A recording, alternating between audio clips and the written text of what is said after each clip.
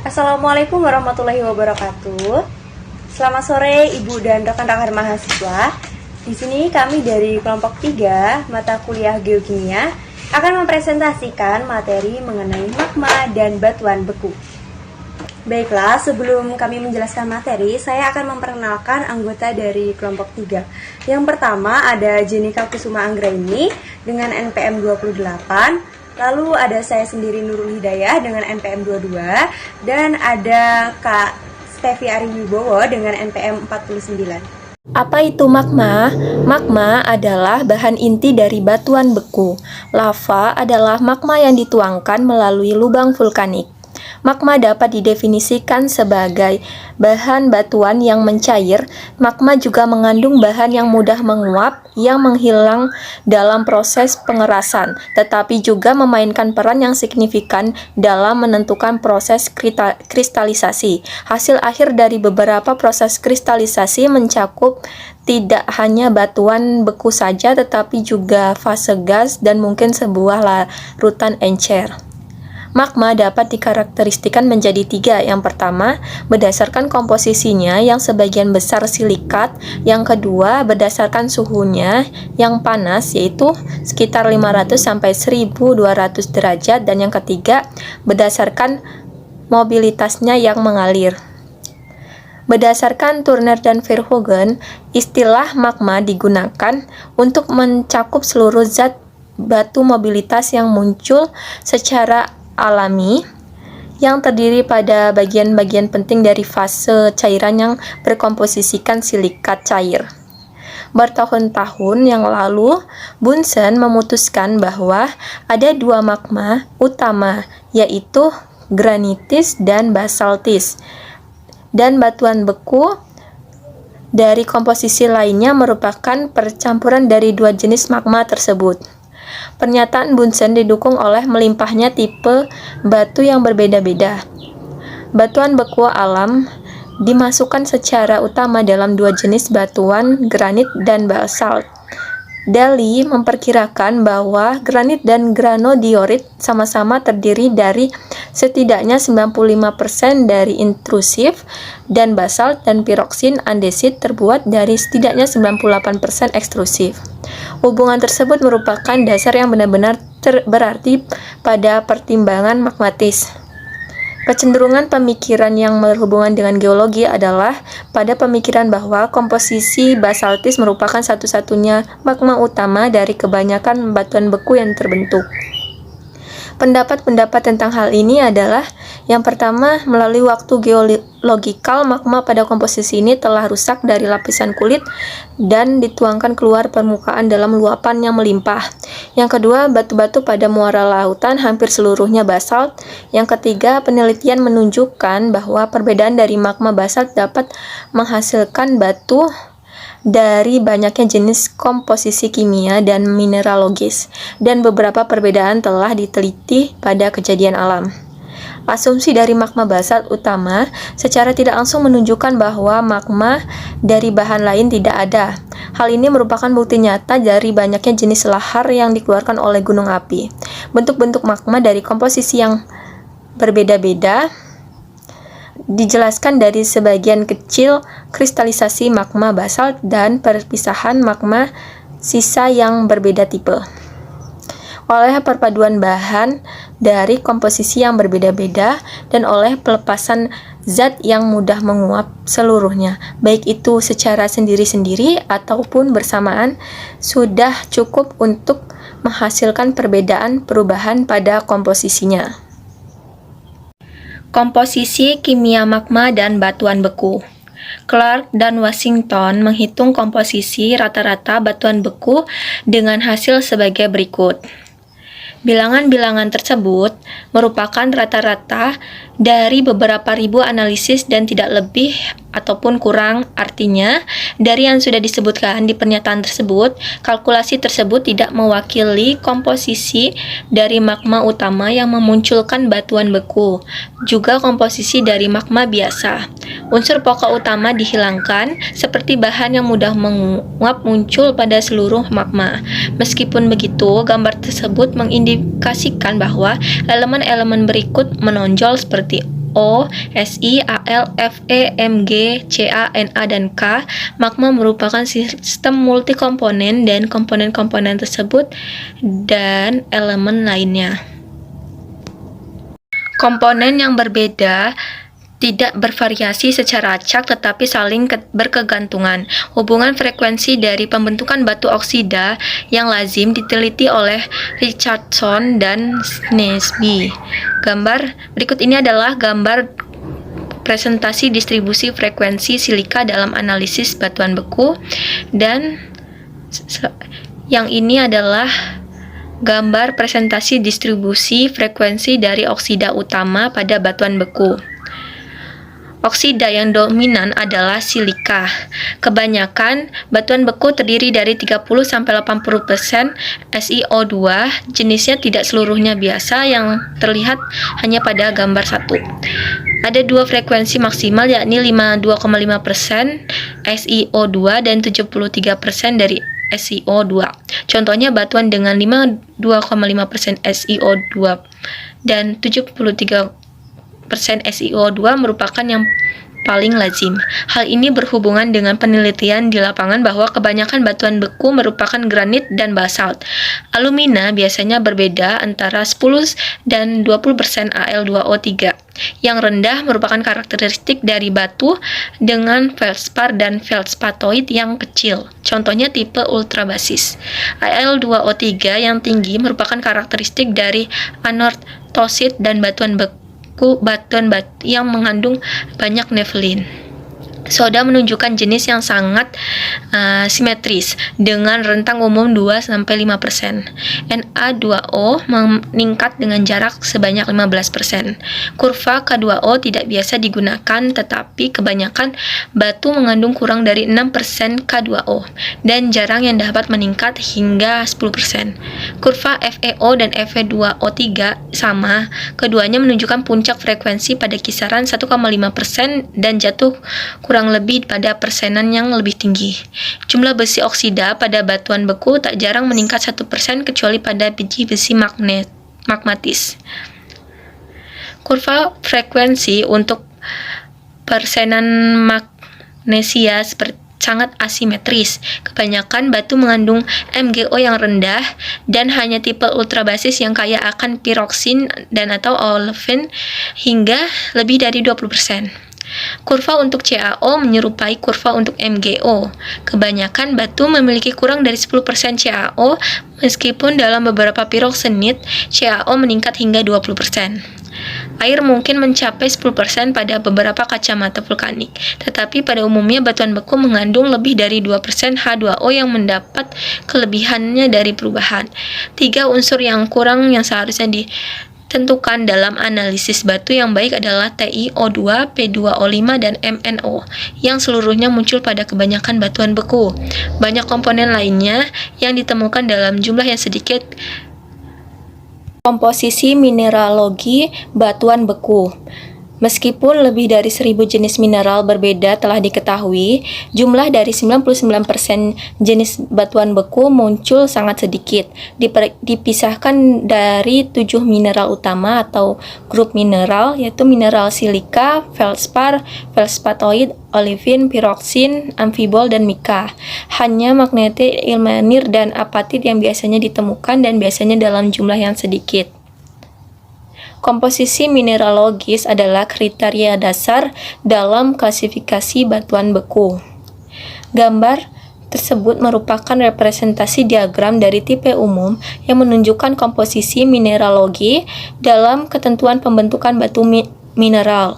Diagram tersebut disajikan untuk menegaskan bahwa tipe batu meratakan satu sama yang lainnya, dan nama sebuah batu biasanya sesuai dan tidak keluar dari aturan daripada jenis dan dari komposisi tetap. Ini adalah gambar perkiraan komposisi mineralogi dari jenis batuan beku yang lebih umum.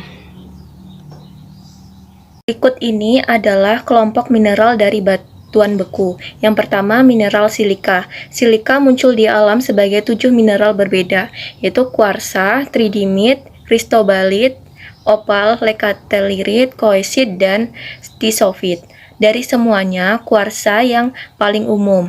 Tridimit dan kristobalit tersebar luas pada batuan vulkanik dan sulit dikatakan jarang.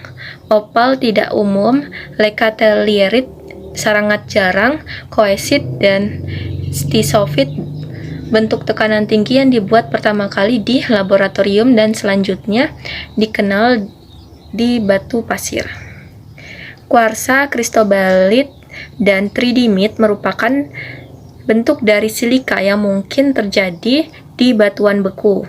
Tiga bentuk ini menggambarkan gejala enantiotropik.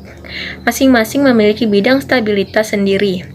Kuarsa stabil pada tekanan atmosfer sampai 867 derajat, tridimit antara 867 derajat sampai 1470 derajat, dan kristobalit dari 1470 derajat hingga titik leleh di 1713 derajat, dan dari 1713 derajat ke titik didih silika cair adalah fase stabil. Gambar tersebut merupakan diagram kesetimbangan untuk kestabilan fase silika. Penambahan dari sedikit H2O pada sistem ini menghasilkan hasil yang luar biasa. Turtle dan England telah menyelidiki pada suhu sampai 1300 derajat dan tekanan uap air sampai 2000 kg per cm kuadrat. Hasilnya diindikasikan dengan garis titik-titik pada gambar tersebut. Cairan tersebut direndahkan beberapa ratus derajat. Dengan demikian pada tekanan di atas 1400 kg per cm kuadrat, kuarsa meleleh pada suhu sekitar 1125 derajat. Penurunan sekitar 600 derajat pada titik leleh, cairan yang terbentuk merupakan silika hydrous meleleh mengandung 2,3% H2O. Bidang stabilitas dari tridimit terikat dengan sangat baik, dan pada sistem kering tridimit tidak mempunyai titik leleh yang stabil. Pada kemunculan uap air, ia meleleh menjadi cairan hydrous pada tekanan di atas 400 kg per cm kuadrat. Uap air di bawah tekanan ini pada akhirnya mempunyai kekuatan perbahan yang sangat hebat untuk SiO2 dan dengan jelas akan mempengaruhi perjalanan silika dalam bentuk cairan. Efek luas diproduksi oleh persenan kecil air merupakan refleksi dari berat molekular rendah yang menghasilkan titik kecilnya dalam cairan menjadi besar secara komprehensif. Ketiga polimorf silika tersebut semuanya terdiri dari grup tetrahedra dari 4 atom oksigen yang mengelilingi sebuah atom silikon inti. Tetrahedral oksigen silikon terhubung untuk membentuk jaringan 3 dimensi, tetapi pola dari hubungan tersebut berbeda satu sama lainnya. Oleh karena itu, perbedaan terletak pada struktur kristal dan sifatnya. Kristobaltit dan tridimit mempunyai struktur terbuka secara komparatif, di mana atom pada kuarsa lebih terbungkus secara tertutup. Hal ini terlihat pada kepadatan dan daftar biasnya, di mana kristobaltit dan tridimit jauh lebih rendah dibandingkan kuarsa. Tiap-tiap polimorf mempunyai modifikasi suhu tingkat tinggi dan rendah. Pada kuarsa, contohnya, perubahan dari satu ke yang lainnya membutuhkan tekanan udara 573 derajat. Dengan cara yang sama, tridimit tinggi berubah menjadi tridimit rendah pada suhu antara 120 dan 160 derajat, dan kristobalit tinggi ke kristobalit rendah antara 200 dan 275 derajat. Kebalikan dari bentuk tekanan tinggi dan rendah pada sebuah spesies individual adalah pada urutan satu sama lain di antara spesies itu sendiri. Ketiga mineral tersebut mempunyai tetrahedral SiO4 yang terhubung bersamaan berdasarkan skema yang berbeda, dan hubungan ini berhasil dipatahkan dan disusun kembali untuk perubahan satu sama lainnya. Dengan kata lain, perubahan dari suhu tinggi ke suhu rendah tidak mengubah jalan yang menghubungkan tetrahedral. Mereka menjalani pemindahan dan pemutaran yang memindahkan simetri struktur tanpa merusak jaringan apapun. Modifikasi suhu tinggi ini selalu lebih simetris dibanding dengan modifikasi suhu rendah.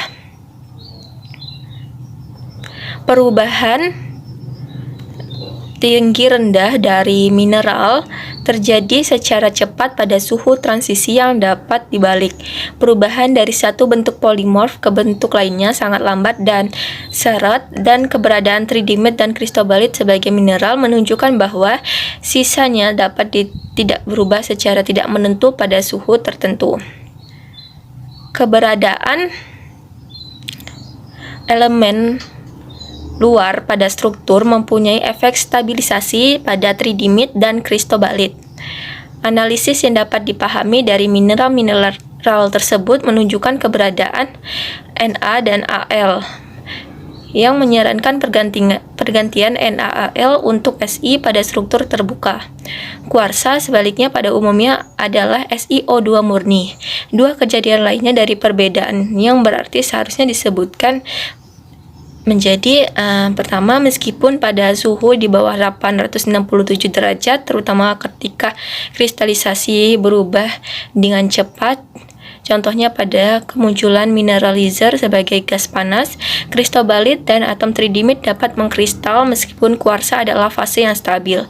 Yang kedua, kuarsa tinggi dan kuarsa rendah terbentuk hanya ketika pada tingkat stabilitas mereka tidak pernah pada suhu yang lebih tinggi. Berdasarkan faktor tersebut, kesimpulan berikut dapat ditarik. Kuarsa pada batuan beku mengeras yang kristalisasinya berasal dari batu magma terjadi pada suhu 867 derajat berdasarkan efek tekanan. Kemunculan kristobalit dan tridimit sebaliknya tidak menunjukkan apa-apa sesuai dengan suhu kristalisasi. Yang kedua yaitu grup feldspar. Feldspar dibagi menjadi dua grup, yaitu potasium dan barium feldspar monoklinik atau sangat simetris monokliniknya, dan sodium serta kalsium feldspar plagioklasis yang merupakan trioklinik sebuah amonium feldspar. Budingtonite juga merupakan monoklinik. Rumus umum untuk feldspar dapat dituliskan sebagai WZ4O8, di mana W adalah menjadi Na, K, Ca, dan Ba, dan Z adalah Si dan Al. Si berbanding dengan Al dan rasionya dari 3:1 ke 1:1. Sejak seluruh feldspar mengandung jumlah minimum tertentu dari Al, rumus umum dapat menjadi lebih spesifik dan dapat dinyatakan sebagai WAL dalam kurung Al, Si tutup kurung Si2O8. Variabel Al-Si diseimbangkan dengan variasi proporsi dari kation univalen dan bivalen. Struktur feldspar merupakan jaringan 3 dimensi berkelanjutan dari SiO4 dan AlO4 tetrahedral dengan sodium yang positif. Potasium, kalsium, dan barium ditempatkan pada celah jaringan secara negatif. Jaringan SiO4 dan AlO4 tetrahedral cukup elastis pada beberapa derajat dan dapat menyesuaikan dirinya pada ukuran kation. Ketika kation cukup besar, simetris monoklinik atau pseudomonoklinik dengan kation yang lebih kecil, strukturnya sedikit terbelokkan dan simetrisnya berubah menjadi trioklinik. Mineral potas feldspar muncul pada beberapa bentuk nyata yang memiliki perbedaan tetapi optikal gradasi internal dan sifat fisik. Sanidin polymorph suhu tinggi monoklinik muncul pada batuan vulkanik. Orthoklas, jenis monoklinik lainnya, dan mikrolin atau jenis triklinik ditemukan di banyak jenis batuan beku dan metamorf yang telah terkristalisasi dari suhu lanjutan ke suhu rendah. Adularia merupakan nama yang diberikan pada sebuah bentuk dapat berupa monoklinik atau triklinik dengan kebiasaan jelas kristal yang ditemukan pada lapisan hidrotermal suhu rendah. Penelitian terbaru telah mengklarifikasi hubungan bentuk-bentuk tersebut. Miroklin dan sanidin merupakan polimorf dengan hubungan teratur tidak teratur. Atom Si dan Al telah disebar secara acak pada posisi pola mereka pada sanidin dengan secara teratur pada mikrolin. Bentuk yang tidak teratur adalah polimorf yang lebih stabil pada suhu di atas 700 derajat, dan mikrolin telah berubah menjadi sanidin oleh perlakuan hidrotermal pada suhu tersebut. Transformasi terbalik tidak tercapai di laboratorium. Terbukti karena aktivasi energi dibutuhkan pada pembentukan atom Si dan Al. Ortoklase dan adularia termasuk lanjutan secara strukturnya di antara sanidin dan mikrolin. Kebanyakan ortoklase terkristalisasi sebagai sanidin. Adularia merupakan bentuk metastabil yang berkembang di bawah pengawasan kristalisasi cepat dalam ladang stabilitas mikrolin. Kristalisasi cepat mencegah pencapaian bentuk yang tersusun dari Si dan Al. Sistem OR-AB telah dipelajari oleh banyak peneliti. Kesulitan yang cukup besar telah dipelajari di laboratorium pada sistem ini dalam jumlah vikositas lelehan dan kristalisasi yang sangat lamban. Pertimbangan lebih lanjut telah dibuat berdasarkan penambahan air di bawah tekanan yang mengajukan kristalisasi dan merendahkan suhunya tanpa mempengaruhi hubungan umum kesetimbangan. Tekanan 2000 kg per cm kuadrat pada air merendahkan suhu kristalisasi sebanyak 300 derajat. Berikut ini adalah gambar hubungan fase yang mungkin dalam deret plagioklas. Garis putus-putus menunjukkan kurva metastabil yang mengatur pertumbuhan antara peristerit, Bagild, dan Hutton-Locher. Semua kurva tidak pasti kecuali untuk solidus, liquidus, dan inversi, dan monalbit ke albit tinggi.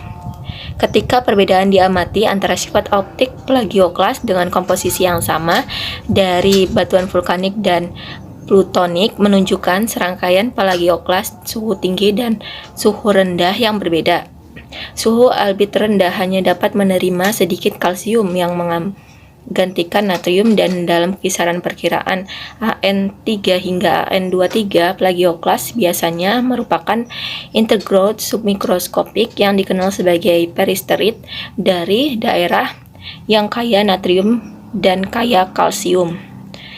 Ketercampuran timbal balik OR dan AN hampir nol pada semua suhu. Oleh karena itu, variasi antara kedua komponen ini tidak terjadi. Analisis yang cermat dari plagioklas homogen telah menunjukkan bahwa kandungan kalium biasanya sangat rendah, menunjukkan bahwa jumlah normal komponen KAlSiO3O8 dalam larutan padat adalah sekitar 1% dan jarang naik di atas 5%. Komposisi setiap feldspar mudah diungkapkan dengan penggunaan simbol OR, AB, dan AN. Untuk komponen murni, sehingga AB32 dan AB68 akan menjadi plagioklas yang jatuh di bagian labradorit dari deret tersebut. OR26, AB66, dan AN8 adalah komposisi kemungkinan anortoklas. Feldspatoid. Feldspatoid merupakan kumpulan dari silika alkali aluminium yang muncul pada feldspar ketika keberadaan magma yang kaya akan alkali kurang di silika. Mereka tidak pernah berhubungan dengan kuarsa utama. Mineral-mineral berikut merupakan anggota yang lebih penting dalam kelompok, seperti leucit, kaliopilit, kalsilit, nephelin, sodalit, noselit, dan kanchirinit. Feldspatoid ini bukan merupakan seri homogen seperti feldspar ataupun piroksin. Mereka dikelompokkan lebih pada petrografikal daripada persamaan mineralogis. Secara struktural, feldspatoid ini termasuk dalam golongan tekstosilikat. SiO4 dan AlO4 tetrahedral berhubung seperti pada feldspar. Leucit merupakan feldspatoid potasium yang paling umum dan sangat berlebihan jumlahnya di batu vulkanik dan beberapa daerah. Nephelin merupakan feldspatoid yang paling umum dan dapat ditemukan pada batuan vulkanik dan pitonik. Dia merupakan isomorf dengan tridimit tinggi, dan persamaan antara NaAlSiO4 dan SiO2 ditamakan dengan invers pada 1248 derajat nephelin agar dapat Carnegie, sebuah keadaan di mana bentuk suhu tinggi isomorf dengan kristobalit tinggi. Carnegie ini bukan ditemukan sebagai mineral. Analisis nephelin ini biasanya menunjukkan perluasan Si di atas jumlah teoritisnya. Rasio Si dan Al berentang dari 1:4. dan sodium menjadi kurang sempurna secara bersamaan. Kejadian ini merupakan salah satu pergantian Si pada Al dan penghilangan tetap ion sodium untuk menetralisasikan simpanan listrik. Evelyn selalu mengandung beberapa potasium pengganti sodium. Rasio natrium dan kalium seringkali mendekati 3:1. Hal ini merefleksikan struktur atom pada 4 posisinya dapat terisi oleh ion alkali, seringkali lebih besar dari ketiganya dan lebih menyukai penyesuaian dari potasium. Yang keempat yaitu kelompok piroksin. Piroksin merupakan kelompok mineral terkait dengan kristalografik dan sifat fisikal lainnya sesuai dengan komposisi kimianya, meskipun mereka terkristalisasi pada dua sistem yang berbeda yaitu ortokombik dan monoklinik. Komposisi kimia dari piroksin dapat ditunjukkan pada rumus umum yaitu dalam kurung W I 1 dikurang P dalam kurung X, Y 1 ditambah P Z2O6 dengan simbol WX, Y, dan Z yang mengidentifikasikan bahwa elemen-elemen tersebut memiliki kesamaan radius ionik dan dapat menggantikan satu sama lainnya. Pada struktur piroksin, elemen kemungkinannya adalah sebagai berikut. Untuk yang W ada Na dan Ca, untuk yang X ada Mg, Fe2+, Li dan Mn, lalu untuk yang Y ada Al, Fe3+, dan Ti, dan untuk yang Z ada Si, Al dalam jumlah yang sedikit. Dasar komposisi kimia dan sistem kristal spesies berikut dikenali. Yang pertama ada piroksin ortorombik yaitu ada N-statit dan hyperstein, lalu ada piroksin monorombik yaitu ada konoenstatit, koniperstein, diopside, heidenbergit, augit, dan piogenit, lalu ada aigirin, jadeit, spodumen, dan johansenit. Spodumen meskipun anggota piroksin monoklinik tidak terhubung secara dekat dengan spesies lainnya dalam kelompok yang sama dan tidak ada senyawa lanjutan yang diketahui. Piroksin diklasifikasikan secara alami dalam dua bagian yaitu simetri ortohomik dan simetri monoklinik. Yang kelima, kelompok amfibol. Amfibol mengandung kelompok esensial OH pada strukturnya dan rasio Si banding O adalah 4:11, bukan 1:3 seperti pada piroksin. Amfibol alami sebenarnya terurai pada penelitian X-ray yang menunjukkan bahwa unit pokok pada strukturnya merupakan rantai ganda milik tetrahedral silikon oksida yang terhubung. Pada akibatnya ini dua rantai sendiri dengan tetrahedra pengganti yang terhubung oleh pembagian oksigen memberikan rasio Si banding O adalah 4:11 daripada 1:3 pada rantai sendiri. Pada struktur rantai double yang teruntai secara paralel menuju poros kristalografik yang vertikal tersusun bersama secara menyamping oleh ion logam. Rumus umum untuk seluruh anggota kelompok amfibol dapat dituliskan yaitu dalam kurung WXY 7-8, lalu dalam kurung XZ4 O11 tutup kurung 2 dalam kurung O, OH, F tutup kurung 2 di mana simbol X, W, X, Y, Z mengidentifikasikan elemen mempunyai radius ionik serupa dan dapat menggantikan satu sama lainnya pada struktur. W untuk kation metalik besar seperti Ca dan Na, K terkadang muncul dalam jumlah kecil, lalu X untuk kation metalik kecil seperti Mg dan Fe2+, terkadang Mn. Lalu untuk Y itu untuk Ti, Al, dan Fe3+, dan Z untuk Si dan Al. Pada rumus umum, derajat pergantian atomik seperti sebagai berikut. Yang pertama, Al dapat mengganti Si pada rantai Si4O11 pada penambahan Al Si3O11. Jumlah penggantian ini merupakan fungsi dari kondisi formasi. Amfibol suhu tinggi dapat menjadi lebih bercahaya daripada amfibol suhu rendah. Yang kedua, Fe2+ dan Mg dapat bertukar-tukar. Yang ketiga, total dari Ca, Na, dan K dapat berupa 0 atau mendekati 0 atau dapat beragam dari 2 ke 3. Bagaimanapun, total Ca tidak pernah lebih dari 2 dan K hanya muncul dalam jumlah sedikit. Lalu yang keempat, OH dan F dapat bertukar-tukar, maksimalnya 2, tetapi dapat kurang kiranya dengan O menggantikan OH dan atau F. Kelompok olivin. Mineral pada kelompok olivin merupakan silikat dari logam bivalen dan mengkristal pada sistem ortohombik. Berikut merupakan beberapa spesies dari olivin. Yang pertama ada fosterit, favalite, olivin, teproid, monsticelite, cusestinite, galautis, chlorid. Satu-satunya pembentukan batuan mineral umum adalah senyawa magnesium, besi, meskipun monticelite ditemukan pada batu gamping termetamorf dan telah terekam sejak dasar batuan beku. Struktur tertutup dari kelompok olivin ini terlihat pada kepadatannya yang tinggi, di mana fosterit itu 3.22 dibandingkan dengan enstatit yaitu 3,18, lalu antofilit 2,96 dan talc 2,82 dan daftar biasnya tinggi. Komposisi olivin ini biasanya sesuai dengan Mg, Fe2, SiO4 yang terjadi pergantian sedikit oleh elemen lainnya. Bentuk akhir dari olivin, seri yang sama itu menunjukkan beberapa kalsium pada bentuk akhir olivin. Olivin yang berasal dari denit biasanya mengandung beberapa zat nikel, hingga hampir 0,3%. Keistimewaan penting dari olivin ini adalah ketiadaan aluminium.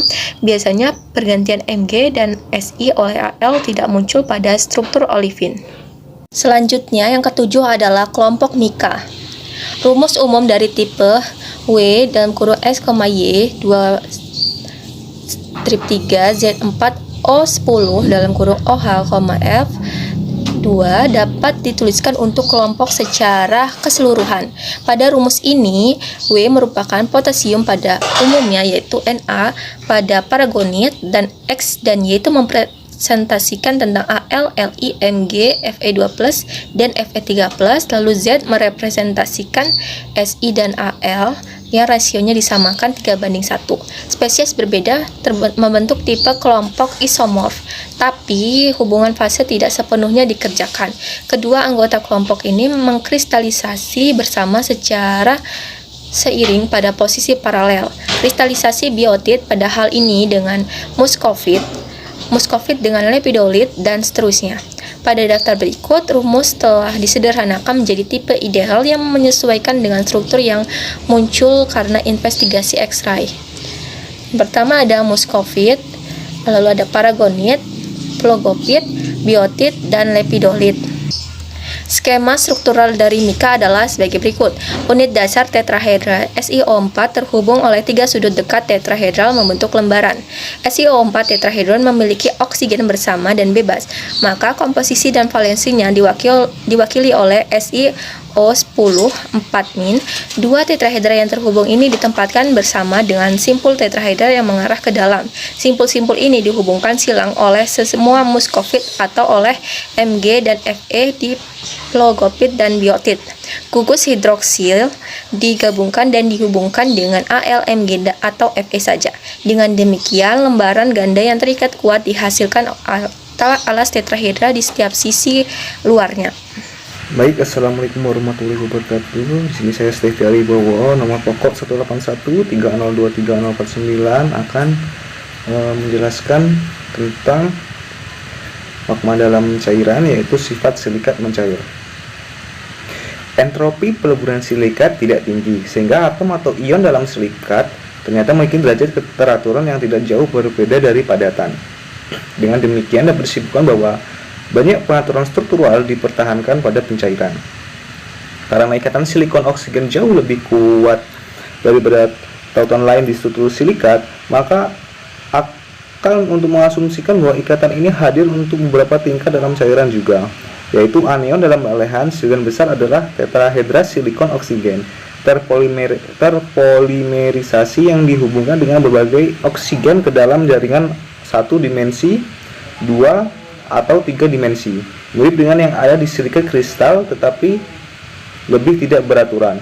Derajat polimerisasi anion silikat sangat dipengaruhi oleh rasio Si dari Al terhadap O. Pengikatan tetrahedral silikon oksigen akan paling besar pada SiO rasio 1:2 dan akan menurun pada proporsi.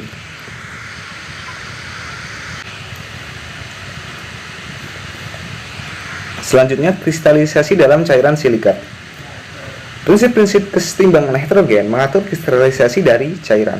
Mereka menggunakan kondisi di mana hanya satu dari kemungkinan kristalisasi produk yang diharapkan dan dalam kondisi apa lebih dari satu mungkin muncul serentak. Hubungan dasarnya adalah tentu saja aturan fase yang menyatakan bahwa dalam sistem apapun jumlah fase P ditambah jumlah derajat kebebasan F adalah sama dengan jumlah komponen Q ditambah 2 atau P tambah F sama dengan C plus 2. Fase aturan telah diperpanjang dengan pertimbangan proses geokimia, yaitu dengan cara dalam sistem apapun. Jumlah fase maksimum hanya dapat dicapai jika jumlah derajat kebebasan adalah minimum. Keadaan ini dapat diwujudkan dengan memperbaiki baik suhu maupun tekanan. Tentang PT besar, yaitu faktor ini tetap variabel dan dengan demikian memberikan 2 derajat kebebasan. Dalam keadaan ini, aturan fase menjadi P sama dengan C, yaitu di sebuah sistem dan komponen pada suhu dan tekanan tidak lebih dari N fase. Mineral dapat saling stabil. Perpanjangan aturan fase ini disebutkan oleh Goldsmith dan kadang-kadang dikenal sebagai aturan fase mikrologis. Sebenarnya, menganggap magma sebagai sistem 8 komponen, yaitu ada oksigen, silikon, aluminium, besi, magnesium, kalsium, natrium, dan kalium, tidak mungkin sebanyak 8 fase akan mengkristal dari komponen apapun. Dalam sistem itu, karena komponen individu tidak sepenuhnya independen, mungkin beberapa ada yang bisa menggantikan satu sama lain atom untuk atom dalam mineral.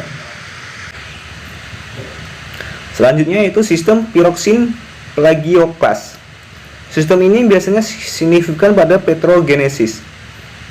Sejak komposisi di dalam hampir serupa dengan basalt dan gabbros yang merupakan bantuan piroksin plagioklas, kita dapat memulai dengan sistem 3 komponen dioksida, yaitu di, anortit An, dan albit Ab. Hubungan fase seperti yang dikerjakan oleh Bowen pada tahun 1915 dapat dilihat pada gambar di bawah ini. Diketahui bahwa sistemnya tidak selalu rangkap 3 karena beberapa Al2O3 dari plagioklas memasuki dioksida. Bagaimanapun, hubungan fase yang dikeluarkan Bowen masih dapat digunakan. Diagram keseimbangan dibagi menjadi plagioklas dan dioksida berdasarkan kurva gabungan yang bergabung dengan titik euktik pada sistem Di-An dan Di-Ab. Kurva gabungan ini juga diketahui sebagai kurva reaksi atau garis kotektik. Dia menandai bagian bawah lembah pada permukaan cairan seperti yang dapat dilihat dari garis bentuk suhu.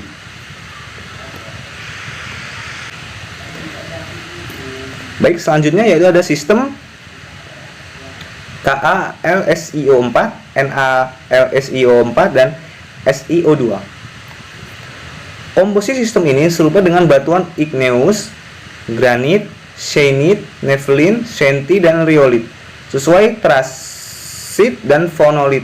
Investigasi tentang lelehan menunjukkan bahwa kristalisasi sebagian pada lelehan silikat yang rumit mengandung potasium, sodium, aluminium, selalu menunjukkan cairan sisa yang banyak pada silikat alkali aluminium. Bowen merujuk pada sistem NaLSiO4, KLSiO4, SiO2 sebagai sistem sisa petrogeni. Pada gambar equilibrium,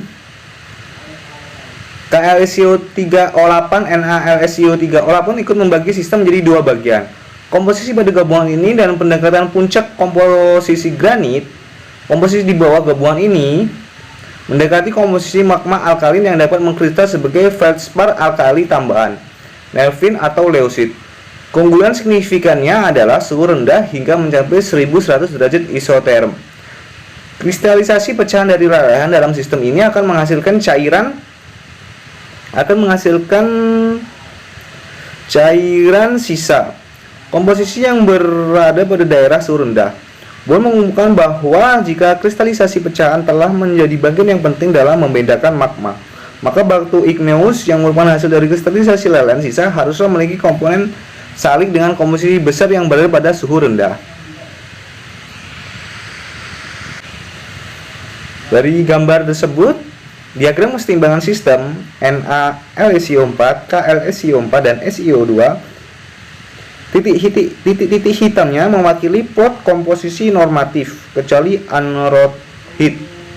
Dari rata-rata 15 tingoites, 25 ponolites, 32 cisnit alkalin tersites, 546 granites, dan 102 riolit. Penelitian lebih lanjut mengenai bagian ini, pada sistem tekan uap, air telah menghasilkan hubungan yang lebih jelas. Hubungan pada sistem ini menunjukkan bahwa pada sistem albit anorit dioksida terdapat dua komposisi. Satu kuarsa merupakan mineral pertama yang terkristalisasi, dan yang lainnya feldspar alkali terkristalisasi pertama. Selanjutnya ada kristalisasi magma. Kristalisasi pada magma terkristalisasi karena dua reaksi seri yang berkelanjutan pada cairan padat, di mana kristal yang terbentuk di awal berubah tanpa dapat dicegat pada komposisi oleh reaksi lelehan, dan reaksi tidak berkelanjutan di mana fase bentuknya awal bereaksi dengan lelehan untuk memberikan fase baru dengan struktur kristal dengan komposisi berbeda. Untuk memeriksa beberapa aspek dari seri reaksi yang berkelanjutan dan tidak berkelanjutan, pertama, seri reaksi tidak berkelanjutan ditandai dengan peningkatan kromometer pada hubungan silikat. Bagian menjadi lembaran tetrahedral rantai sendiri, rantai double yang terisolasi. Bagian ini sama dengan ukuran dari unit struktural, volume sel unit meningkat seperti berikut. Frosterit yaitu 294 angstrom kubik, Dipsit 434 angstrom kubik, Horniblit yaitu 925 angstrom kubik, Biostit yaitu 979 angstrom kubik. Bagian akhir dari seri ini dikarakterisasikan oleh pengenalan fluorin dan hidroksin menjadi struktur Hornbelt, dan biotit merefleksikan konsentrasi yang lebih tinggi pada uap sebagai proses pecahan. Sejak biotit mengandung potasium esensial, kristalisasinya pada Hornblende kemungkinan dikondisikan dengan meningkatkan konsentrasi potasium pada cairan. Termodinamik pada kristalisasi magma. Termodinamik pada kristalisasi magma dikontrol oleh kehadiran ion alami, konsentrasi, suhu, dan tekanan, dan tipe pembentukan kristal khusus. Berdasarkan opini dari termodinamik magmatis, kristalisasi dikarakteristikan oleh energi dan perubahan entropi, termasuk juga pemindahan ion dari lelehan dan membungkus mereka dalam susunan yang rapi dalam pola kristal. Pasangan dari sebuah unsur selama kristalisasi magma terhubung dengan konsentrasi pada magma dan kelainan dari pola struktural yang mungkin terbentuk. Silikon dan aluminium pada magma dan suhu merupakan faktor yang mengatur rangkaian pola kristal. Pola kristal bertindak sebagai mekanisme pemilih untuk kation. Kation dapat memasuki pola kristal hanya jika ukurannya sesuai dan dapat mencapai nomor koordinasinya yang sesuai. Berdasarkan penelitian mengenai struktur kristal dan kemandirian pertimbangan energi, Goldschmidt membentuk protein empiris sebagai acuan umum pada pelajaran mengenai sebuah elemen selama cairan. Pembentukan kristal pada sistem multi komponen. Yang pertama, jika dua ion mempunyai radius dan tarif yang sama, mereka memasuki pola kristal yang diberikan dengan fasilitas yang sama. Jika dua ion memiliki radius dan tarif yang sama, ion yang lebih kecil akan lebih siap memasuki pola kristal yang ada. Nah, jika dua ion memiliki radius serupa dan tarif berbeda, ion dengan tarif yang lebih tinggi akan lebih siap memasuki pola kristal yang ada. Elemen minor pada kristalisasi magnetis. Ketika elemen minor memiliki tarif yang sama dan radius ion serupa dengan elemen utama, kita dapat menyebutkan sebagai kamuflase pada pola kristal yang memiliki elemen utama. Gallium 3 positif yaitu 0,62 angstrom terkamuflase dalam mineral aluminium, dan Hf4 positif 0,78 angstrom terkamuflase dalam mineral zirconium. Ketika elemen minor mempunyai ion radius sama tetapi dengan tarif yang lebih tinggi dibanding elemen utama, atau tarif sama dengan radius kurang, dapat dikatakan bahwa ini dianggap oleh pola kristal yang memiliki elemen utama barium 2 plus 1,34 angstrom ditangkap oleh mineral potasium, kalium 1,33 Armstrong. Pada akhirnya ketika elemen minor memiliki ion radius yang serupa tetapi dengan tarif yang lebih rendah daripada yang dimiliki oleh elemen utama. Energi stabilisasi medan kristal bervariasi dengan logam transisi tergantung pada apakah mereka berada dalam keadaan divalen atau trivalen dan apakah mereka berada dalam koordinasi oktahedral atau tetahedral. Karena preferensi situs oktahedral dapat diturunkan yang merupakan ukuran parsial dari preferensi logam transisi untuk kristal daripada keadaan cair. Urutan energi preferensi situs oktahedral untuk ion divalen dan trivalen adalah sebagai berikut, yaitu ion M positif yaitu nikel lebih besar dari tembaga lebih besar dari CO lebih besar dari besi, dan besi lebih besar dari Mn, dan Mn sama dengan Zn, dan Zn sama dengan Mg. Ion M positif juga bisa seperti Cr yang lebih besar dari CO yang lebih besar dari V yang lebih besar dari T, yaitu titanium, yang selanjutnya ada lebih besar dari Fe, dan Fe sama dengan Sc dan Ga. Gambar di bawah ini menunjukkan keberhasilan prediksi di atas dengan pengecualian tembaga. Telah dikemukakan bahwa tembaga tidak mudah masuk ke dalam mineral silikat karena destruksi kisi yang dapat diprediksi tetap tidak biasa. Efek destabilitas energi bisa seperti yang dilihat, yaitu yang di sebelah samping yaitu konsentrasi elemen per ppm dengan semakin ke atas semakin tinggi. Dan selanjutnya ada tulisan A, B, C, D, E, dan F yang memiliki arti A yaitu gabro-olivin, yang kedua gabro-olivin hypersten, yang ke C maksudnya gabro-bebas olivin, yang ke D hortonlit ferrograbus. Elemen minor pada kristalisasi magnetis. Terdapat elemen-elemen minor seperti cesium, robium, barium, plumbum, strontium, latium, nibium, iodium, magnesium, Mn, dan Ti. Seperti yang dilihat bahwa yang untuk jenis plagioscale yang paling sedikit yaitu adalah nibium atau Nb, yaitu kurang dari 0,2, dan yang paling banyak adalah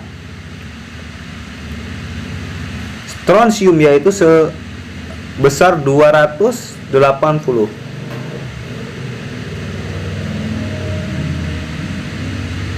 Selanjutnya ada microslin yaitu yang paling sedikit sama yaitu nibium, dan yang paling banyak juga sama, maksudnya yang paling banyak adalah barium yaitu 3700. Selanjutnya ada biotit. Biotit yaitu yang paling sedikit yaitu ada iridium yaitu sebesar 0,4, dan yang paling banyak yaitu ada barium yaitu sebesar 1400. Selanjutnya untuk hernoblit yang paling sedikit yaitu ada cesium yaitu kurang dari 0,1, dan yang paling banyak yaitu titanium sebesar 6900. Selanjutnya ada titanit yaitu yang paling banyak ada Mn yaitu sebesar 1200, dan titanium yaitu 21,8%, dan yang paling sedikit yaitu ada cesium. Selanjutnya ada apatit yaitu yang paling sedikit adalah cesium, dan yang paling banyak adalah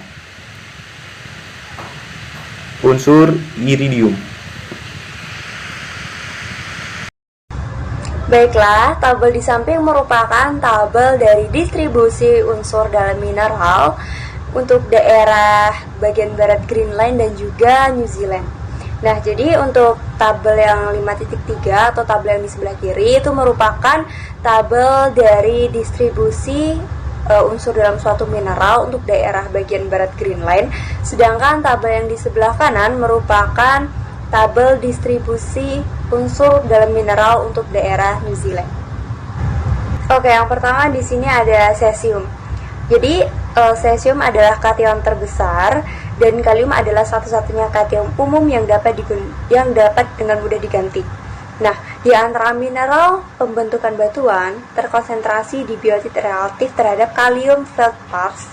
Jadi pada tabel 5.3 tadi terbukti karena situs kalium di biotit itu jauh lebih besar daripada di feldspar.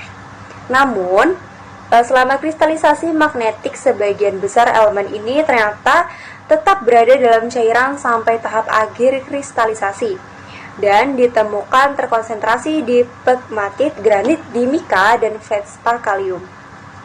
Kandungan maksimum CS2O sebesar 1,9% dalam lepidolit dan 0,7% dalam mikroklin telah dicatat dari pegmatit Farustrak di Swedia.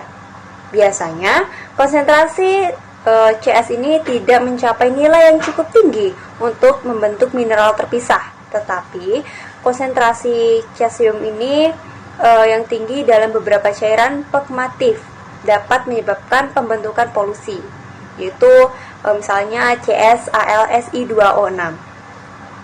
Nah, selanjutnya yang kedua ada rubidium. Jadi, rubidium ini tidak membentuk mineralnya sendiri, karena selalu tergabung dalam mineral kalium. Pada batuan beku terdapat di muskovit, biotit, dan kalium feldspar. Kita bisa lihat pada tabel 5.3 dan juga tabel 5.4. Nah, karena rubidium jauh lebih besar dari kalsium, rubidium ini dimasukkan ke dalam mineral kalium, dan karena rasionya yaitu rasio untuk rubidium banding kalsium itu meningkat dengan meningkatnya diferensiasi. Rasio ini tertinggi di feldspar dan mika pegmatit. Nah, selanjutnya yang ketiga ada barium. Karena muatannya yang lebih tinggi, barium itu harus ditangkap oleh senyawa kalium. Data yang tersedia menunjukkan bahwa secara umum itu barium relatif diperkaya dalam mineral kalium yang terbentuk di awal. Nah, barium dapat diterima dalam struktur Plagox class, maksimum tercatat sekitar 0,1% dan sampai batas tertentu di Hornblende yang memiliki situs struktur yang cukup besar untuk menampungnya. Oke, baik, yang selanjutnya yaitu timbal. Nah, timbal adalah unsur berat yang paling melimpah. Dapat ditemukan dari bahan silikat dari banyak batuan beku, terutama di granit. Dari muatan ion saja dapat diperkirakan bahwa timbal dalam magma akan cenderung ditangkap oleh mineral kalium. Tetapi, elektronegativitas timbal yang jauh lebih besar ternyata melemahnya kecenderungan ini. Nah, selanjutnya yaitu ada strontium. Jadi ukuran ion strontium ini menunjukkan bahwa ia dapat mewakili kalsium atau potasium masuk ke mineral kalsium. Radiusnya itu lebih besar atau ditangkap oleh mineral kalium yang muatannya lebih tinggi.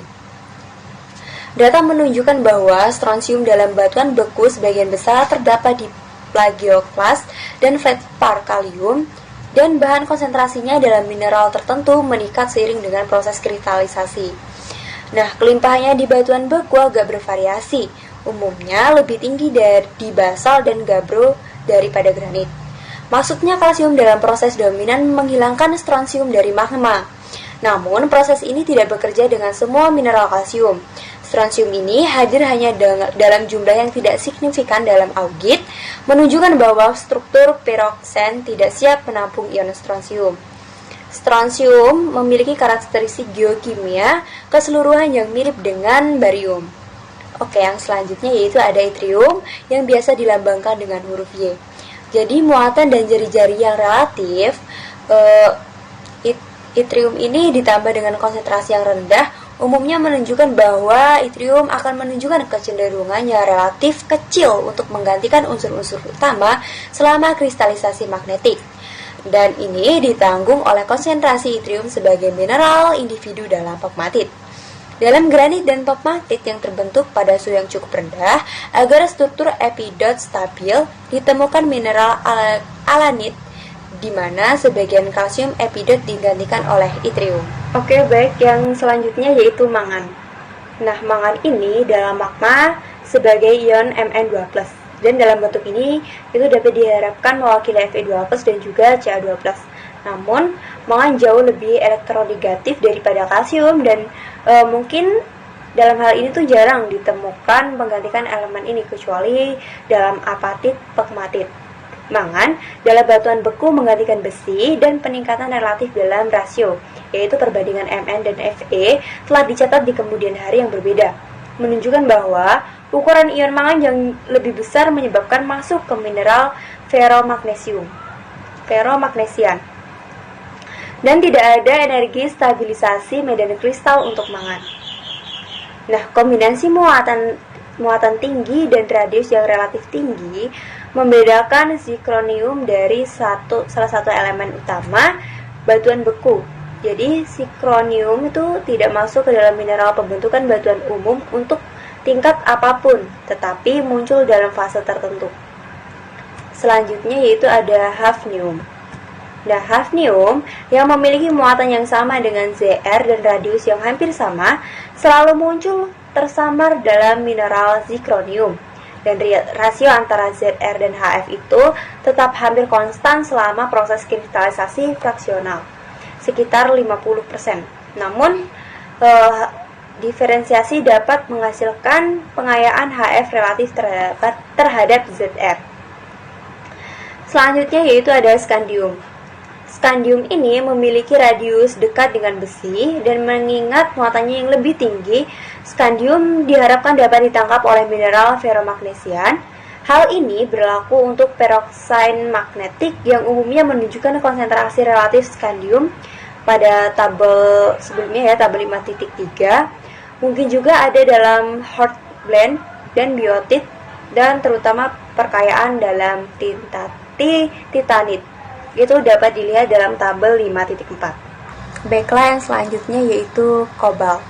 Jadi ion kobalt itu bivalen secara praktis berukuran hampir sama dengan ion besi dan kobalt harus disamarkan dalam senyawa besi. Akan tetapi, ditemukan bahwa rasio kobalt dan besi itu paling besar pada mineral-mineral yang terbentuk awal dan terus menurun dengan meningkatnya fraksinasi. Dengan stabilisasi medan kristal, jari-jari efektif kobalt itu tampaknya hampir identik dengan Mg, karena Nichols dan Allen menemukan rasio kobalt dan Mg itu hampir konstan di seluruh rangkaian batuan. Dan yang selanjutnya yaitu nikel. Jadi ion nikel pada dasarnya memiliki radius yang sama dengan muatan yang sama dengan magnesium. Dan oleh karena itu harus disamarkan dengan mineral magnesium.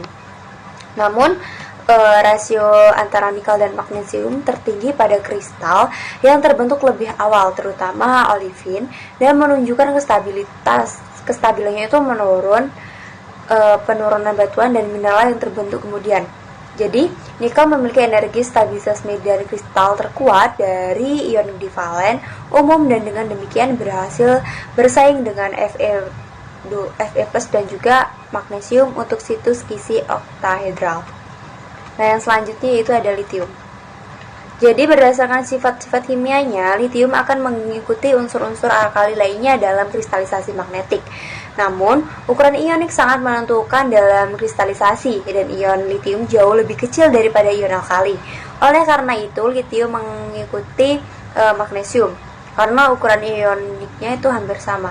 Karena ion litium memiliki muatan yang lebih rendah daripada ion magnesium, ia harus dimasukkan ke dalam mineral magnesium, dan ini terbukti benar. Rasio antara litium dan magnesium menunjukkan peningkatan yang stabil pada batuan dan mineral yang berbentuk kemudian. Jadi litium ditemukan dalam piroksen amfibol dan khususnya mika. Namun, sejumlah besar tetap dalam cairan sampai tahap diferensiasi yang sangat akhir.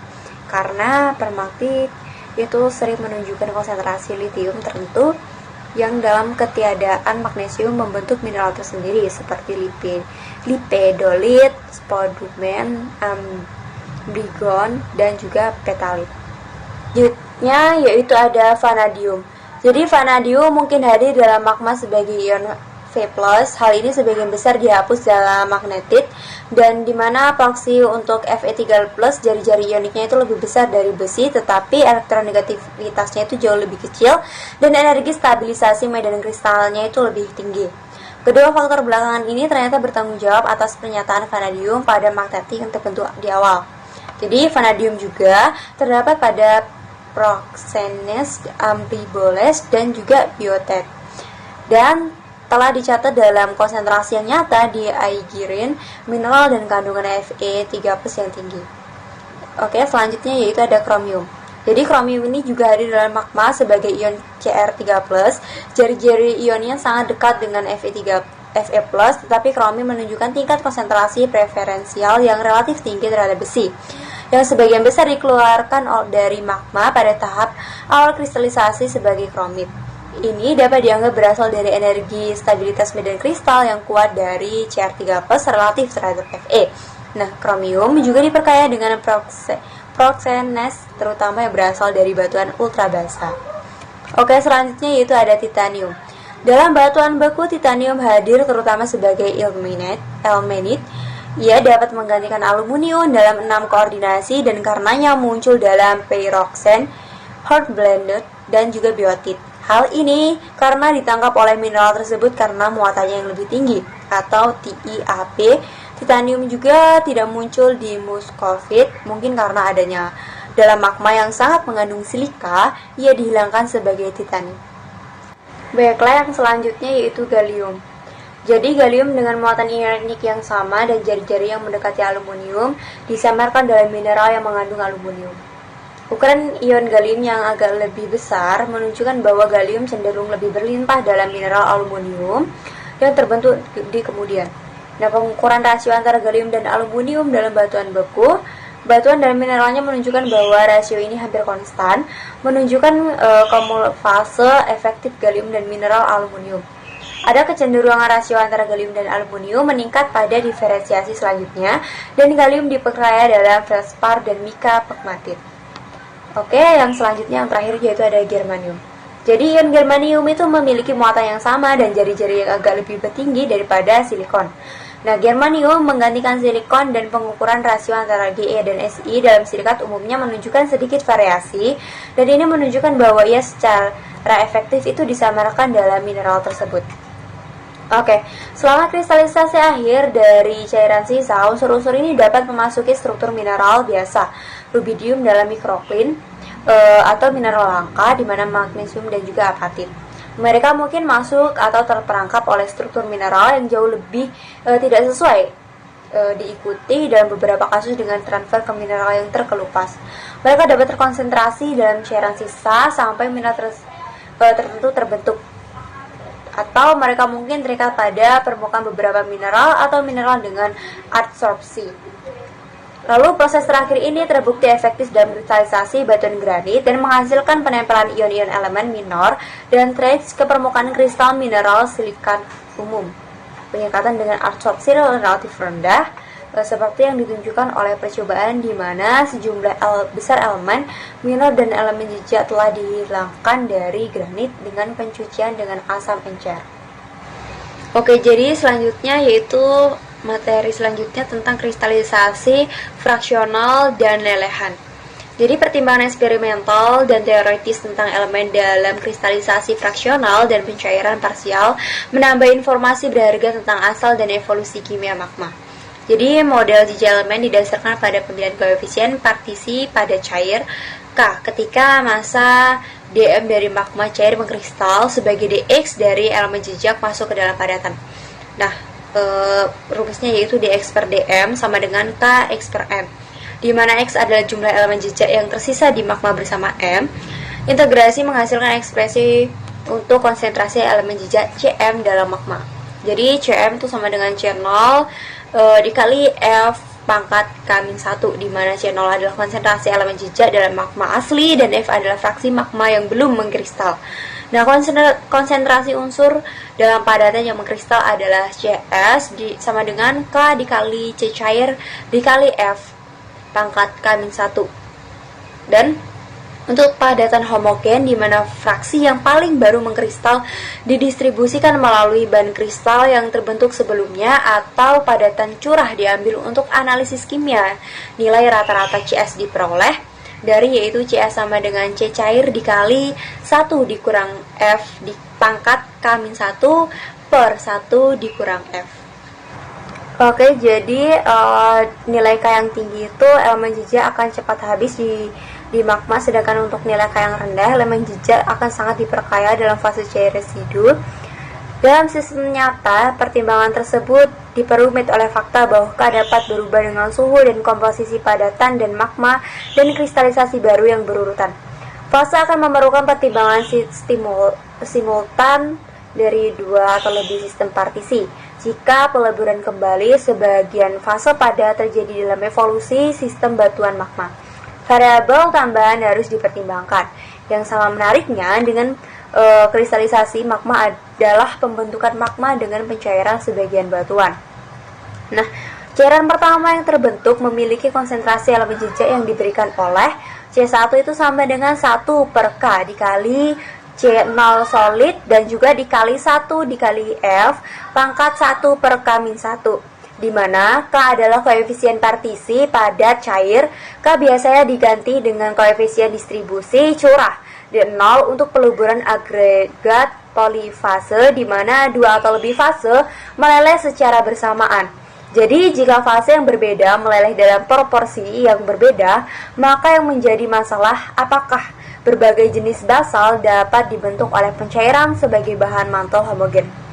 Nah, berikut merupakan ada sebuah grafik di mana C1 itu sama dengan 1 per D0 dikali C0 dikali 1 min PF per D0 pangkat 1 per P-1, di mana P itu merupakan PA per K1K pangkat 1 per A plus TB per K pangkat 1 per A dikali K pangkat A per B dan seterusnya, lalu dan D0 nya itu sama dengan X pangkat A per K dikali 1K pangkat 1 per A plus X pangkat B per K pangkat 1 per A dikali K pangkat A per B dan seterusnya. Dan didapatkan C1 sama dengan C0 per D0 plus F kali 1 per P. Baik, yang selanjutnya yaitu solusi residual dan pegmatit. Jadi data di sebagian sebelumnya itu menunjukkan bahwa sisa lelehan dari kristalisasi fraksional magma pada umumnya akan menjadi cairan silika yang kaya akan alkali dan aluminium. Nah, mengandung air dan juga volatil lainnya, dan dengan konsentrasi unsur-unsur kecil yang tidak tergabung dalam kisi-kisi mineral umum dari batuan beku. Cairan sisa seperti itu mungkin akan menjadi cairan yang tidak biasa untuk lelehan silikat karena konsentrasi volatil. Tekanan volatil juga akan memberikan kekuatan pendorong untuk menyuntikannya di sepanjang permukaan kelemahan di batuan sekitarnya, yang mungkin merupakan bagian yang sudah padat dari intrusi beku yang sama. Dengan cara ini, pegmatit dan beberapa urat hidrotermal dapat terbentuk. Lalu pegmatit umumnya ditemukan dalam hubungan dengan granit, seperti yang diharapkan jika granit adalah produk akhir dari kristalisasi fraksional magma. Granit pasak mati pada dasarnya terdiri dari kuarsa dan juga feldspar alkali, umumnya dengan muskovit dan biotit juga, dan dengan demikian mirip dalam komposisi untuk granit. Perbedaan penting adalah teksturnya. Mineral pegmatit memiliki ukuran butir yang sangat bervariasi. Pegmatitis biasanya berbutir kasar dan beberapa kristal terbesar yang diketahui telah ditemukan di dalamnya. Ini terbukti karena vikositas dan konsentrasi volatil yang rendah yang memungkinkan pembentukan kristal besar. Viskositas rendah, larutan kaya volatil memungkinkan difusi cepat elemen dan kompleks yang diperlukan untuk pertumbuhan kristal yang besar. Oke, baik, yang selanjutnya yaitu komponen-komponen volatil magma. Jadi semua magma mengandung bahan yang mudah menguap dalam jumlah dan komposisi yang tidak diketahui dengan baik, karena belum ada cara pengambilan sampel secara langsung. Dari data termodinamika, Konskold pada tahun 1959 telah menghitung komposisi kemungkinan sistem gas magmatik dan menunjukkan bahwa komposisi gas vulkanik yang diamati dapat dijelaskan berdasarkan magma primer yang mengandung H2O, CO2, H2S, dan sejumlah kecil HCl, N2, dan juga HF. Nah, di sini ditemukan sedikit sekali bergantung pada bukti tidak langsung, seperti pengamatan pada gunung berapi, pemeriksaan petrografi, dan juga analisis kimia batuan beku. Dan penentuan eksperimental kelarutan air dan volatil lainnya dalam lelehan silikat. Beberapa ahli vulkanologi telah menyatakan bahwa dalam letusan tertentu, seperti letusan Vesuvius pada tahun 1906, massa gas yang berevolusi melebihi materi padat yang dikeluarkan. Dalam letusan lain, proporsi gas dalam material yang dikeluarkan diperkirakan serendah 0,3%, dan gunung berapi yang berbeda dan gunung berapi yang sama pada waktu yang berbeda ternyata menghadirkan nenek moyang sangat berbeda. Data tentang kelarutan air dalam lelehan silikat dibuat telah menunjukkan bahwa kelarutan membatasi air dalam lelehan granit adalah sekitar 15% pada tekanan normal untuk membentukkan granit, yang menunjukkan bahwa magma mungkin mengandung kurang dari jumlah ini. Semua batuan beku mengandung beberapa bahan yang mudah menguap. Sebagian besar air yang dapat diekstraksi dengan pemanasan dalam vakum, dan rata-rata Clark dari analisis batuan beku segar menunjukkan antara 1,15% H2O. Angka ini memungkinkan dapat diambil sebagai batas bawah untuk kandungan air rata-rata magma. Perkiraan saat ini berkisaran dari sekitar 0,5 hingga 8% dari air dalam magma. Oke, baik, tabel di samping itu merupakan tabel dari perubahan komposisi kesetimbangan yang dihitung dari suatu fase gas kanik dengan perubahan suhu pada tekanan 4 atm berdasarkan sampel yang diambil dari kawah Kilaus Iki pada 1025 K. Nah, ini sumbernya dari Heath, Norton, dan Barnes. Nah, jadi pada tabel ini lembah 10.000 Salts, Alaska memberi kita salah satu contoh terbaik yang terdokumentasi tentang peran emasi gunung berapi. Nah, karya Allens dan Zietz ini menunjukkan bahwa gas utama di semua formals adalah uap air. Presentasi volume berkisar antara 98,8 hingga 99,99%. Nah, gas lain yang dikenali adalah CO2, O2, CO, CH4, H2S, H2, N2, Cl, dan juga HF. Meskipun ini hadir dalam presentasi yang sangat kecil, jumlah total yang berkembang sangat besar.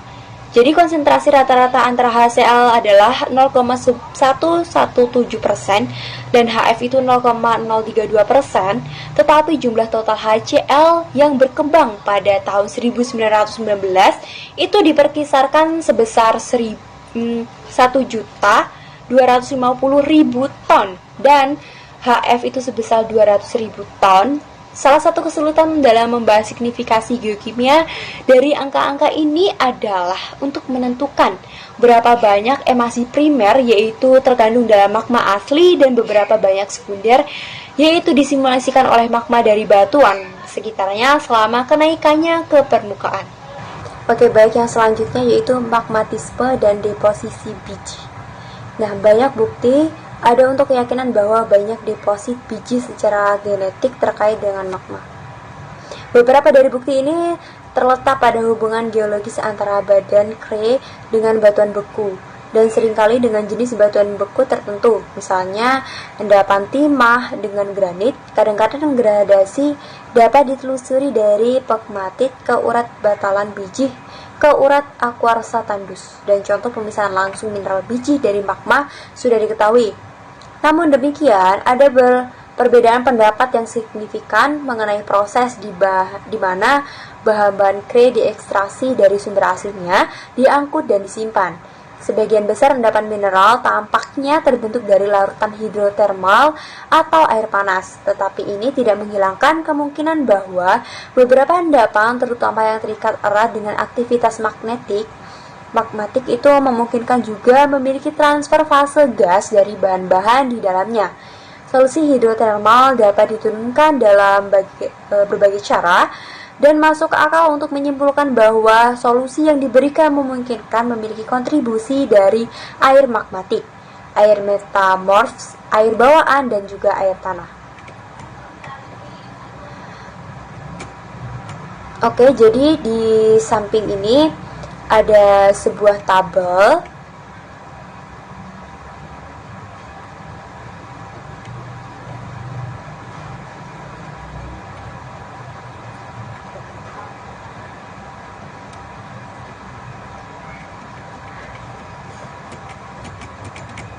Di mana tabel ini merupakan tabel analisis kimia dalam berbagai perjuta print dari salsicrotolmalphite. Terlepas dari sumbernya, larutan hidrotermal itu tampaknya merupakan larutan pekat atau air asin yang mengandung hingga 50% berat padatan terlarut. Bukti dari air asin geotermal dan included fluida dalam mineral dari endapan biji menunjukkan bahwa larutannya adalah klorida Na, Ca, dan juga K.